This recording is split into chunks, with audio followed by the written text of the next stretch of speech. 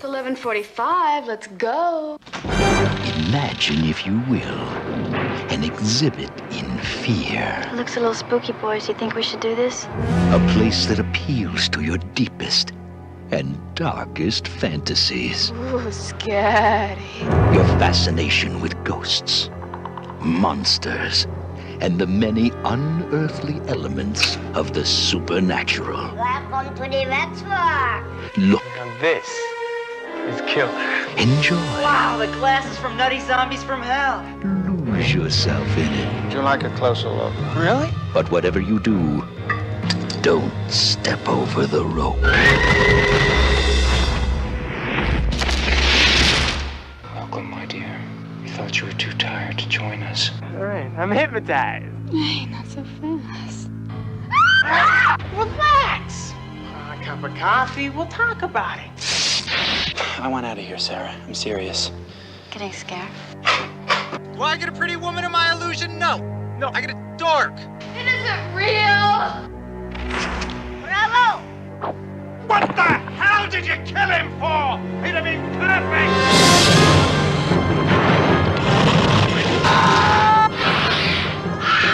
Live, my children. Live.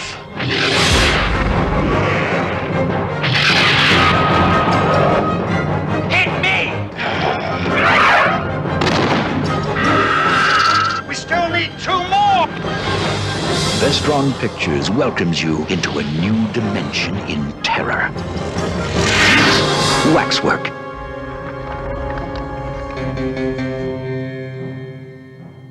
Hey guys, this is Steve-O, your favorite co-host with the most of Horrors of the Universe Entertainment. And welcome to another rendition of... Yes sir, yes sir, yes sir, yes sir, yes sir! That's how we do it every Saturday night on our YouTube channel. Now, this month is going to be an awesome month dedicated to the monster genre of the horror cinema. I'm talking about monsters like you find under your bed, monsters in the closet, monsters everywhere. No, not the Monstars, although I actually did like that movie.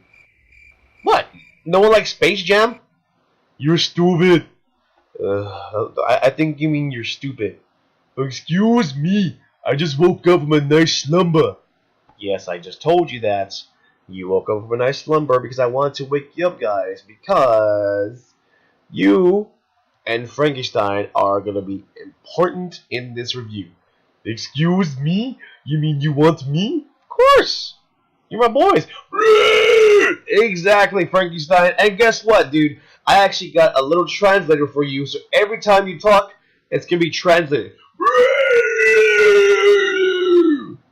Actually, I haven't put it on just yet, but just give me a minute. Just give me a minute to figure it out. So, guys, the last month was the end of my favorite slasher month. It's okay, Steve-O. Let's just go on with the good review. What are we going to have on the roster? Well, it's actually one of my favorites movies out there. I discovered this when I was a kid thanks to my older siblings. And of course, my mother showed it to me, and I was very impressed with this. I guess you can say it's a collaboration of all monsters brought onto one. Are you talking about Monster Squad? No, but that is a good one, though. Actually, maybe we'll be reviewing Monster Squad next time, but it's not going to be Monster Squad. Should I give you a little hypnosis?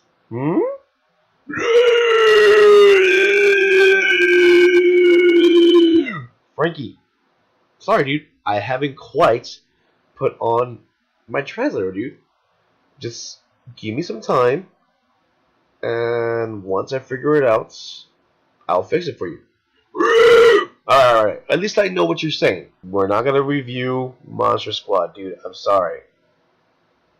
But let me give you a little rundown. A crazy mashup of quite few horror classics linked together by a story that puts them all under one roof. Director Anthony Hickox hits a solid double with... Really? There's no one not know what I'm talking about. And you know what's pretty cool about this, guys? The snob is not going to be here, neither the ginger. Yeah, let's groovy ghoulies then. Yes, we're gonna have groovy ghoulies at the end as always. I get my blood, I give you wine. I'm not drinking no more. Excuse me, I give you green tea. Thank you, sir. I appreciate that so much. This is Waxwork. But for a few minutes that could have been trimmed, and obviously some wax dummies, this could have been a triple. But while imperfect, it is interesting and ultimately satisfying. A waxwork museum appears overnight in the middle of town, and local, snotty, rich kids decide to sneak in after the dark to see what's up. After being caught by the caretaker, played by David Warner, and his pint-sized henchman, Hans Michu Mizaros, they begin to look around at the exhibits. Neither the caretaker or his pal seem to be mind too much. They find wax figures of just every classic Hollywood monster imaginable, and quite a few real monsters that plagued mankind over the ages, such as Jack the Ripper, Marquis de Sade, amongst others. The list can go on and on and on. Excuse me, Steve-O, but you didn't mention about a goddamn vampire. Okay, there's a vampire in there. Does he like steak tartare? Yes, he likes steak tartare. Oh yes, steak tartare. Shut up, shut up, shut up! Thank you. Frankie, can you hit him, please? Yeah, excuse me. I'm gonna go brush my teeth. I think you mean you're gonna go brush your fangs.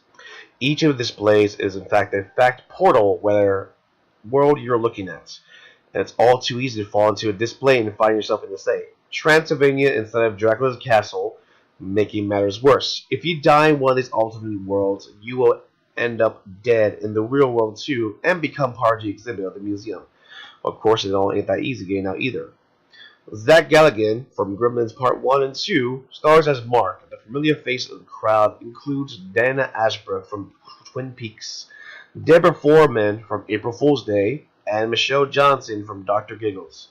Ugh, that horrible, horrible movie. I can't believe I saw that movie. Why did I like it? Why did I like it? Why did I like it? Excuse me, Steve-O. Should I go on with a review for you? Yes, I think I need to go crazy right now. Let's do this, shall we?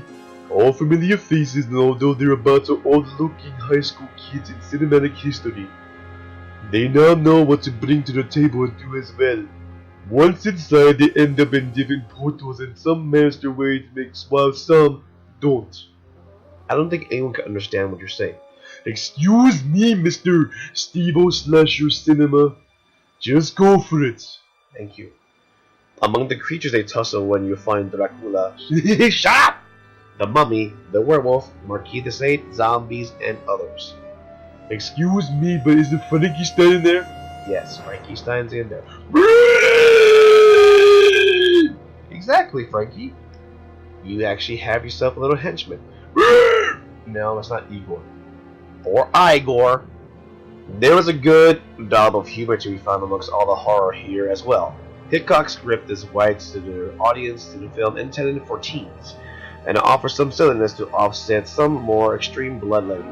And when I say extreme, I mean extreme. The film was cut by the MPA because of some of the more extreme scenes of carnage.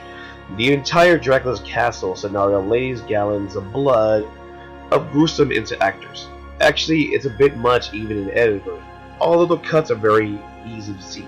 It's still engagingly brutal and gory film. Heads are crushed, legs are eaten, necks are ripped apart, guts are chewed out, all glorious bright red bloody hell of a goodness! That's a great fucking movie. I dare say this film would have been NC-17, but ever since it was edited, hey, that's how bloody it gets, right? But as is often the case would have been blood splattered all over the place, the story fails to justify the reason why the red stuff is all over now. Although it is an engaging story, but it doesn't really make a whole lot of sense. Patrick McNee appears late in the film as Sir Wilfrid, and his purpose to try to explain why this is going on all of a sudden, and to put a stop to this, but the explanation sounds like more afterthought than actual rationale. It's got something about the caretaker needing victims to order to unleash the monsters into our world to wreak havoc and chew on legs, basically, but the whole thing feels forced into a storyline as we come on a last second insert last script into the second. None of this means that it's a lot of fun going. Warner and McNay have especially good time making fun of themselves and proceeding as Galligan and the company do their best to save Earth. And the climax when all wax figures come to life, which was fucking awesome seeing that scene. All the wax figures come to life. Come, my children. Yes! You hear them?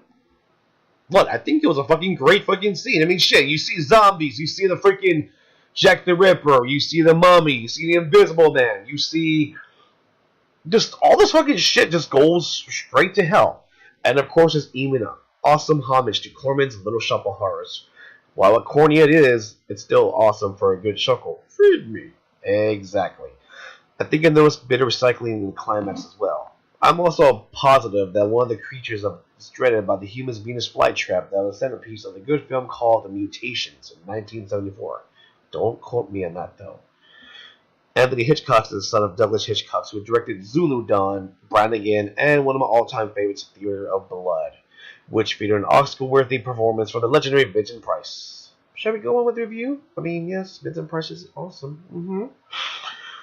Waxwork, as you know, leaves itself open for a sequel, but the sequel it was. If you thought it couldn't get nuttier, trust me, it does. But for the next time we meet, I am not going to do a review of Waxwork Part 2. Why? It's because it is an abomination seeing this movie, and I want to kill myself after hearing that horrendous ending! Are you okay? Yes, I'm okay. Now, Frankie Stein, what do you give this review? I'm gonna do a Monster Squad next time, I promise. Frankie, calm down. It's a good movie. But we're talking about Waxwork right now. Okay, fine. I'll tell you what. Until I put your translator on, hopefully for our next episode, you can do a review of your movie of choice. Exactly. Any movie of choice. No, not freaking Monster Squad. Don't get me wrong, guys. I love the Monster Squad. But at this time right now, this month is dedicated to the monsters. And yes, Monster Squad will be on there. I promise you. I promise it will be on there. So guys, the way I do measure my reviews, I measure it by severed heads. Let's go on with my ratings. I give this film 9 out of 10 severed heads. Why? Because to sum it all up, the ending to me was magnificent. Like I said before, seeing all the fucking people going up, all the monsters. Yes, my children, rise. Or, would you like a closer look? Oh, definitely. If I actually see a Waxwork exhibit like that, I will definitely take a closer look. Although I gotta be sure I don't stumble upon the mummies exhibits. Especially the freaking zombie exhibits. I don't want to actually be eaten alive. Although I'd actually rather be eaten by these guys besides the Walking Dead zombies. Which sucks ass. So guys, I really hope you enjoyed the review. This is Waxwork. And Dracula, do you have any information you want to share? Well, I do not know what you're talking about, but there seems to be don't know. I just don't know. It's alright, dude. It's alright. Don't worry about it. It's all good. So like I said, guys, I really thank you so much for listening to my reviews, our reviews as well on the Horror Universe Entertainment. And as you are aware of, we have a new episode of The Witching Hour up, remix Rants and Pants on the horrid remake of the Ghostbusters theme song, and also as well little clips here and there with the Count, Timmy the Ginger, and of course the newest one that just came out today, which is a top 10 list of horror games. Now, I just want to say thank you guys so much for keeping the horror scene alive, subscribing to our channel, and also as well, don't forget to like us on Facebook, Twitter, Instagram, and most of all, please subscribe, sir. I really appreciate it. Now, Dracula, you know what I want you to do, right, buddy? Are we gonna groovy? Yes, we are! Hit him with a goddamn twist! Yes, everybody shout. Everybody twist. I love you guys. Frankie, next episode, you are next on the review. No Monster Squad. But thanks guys so much for listening, and like I always say, stay tuned to the darkness, and thank you.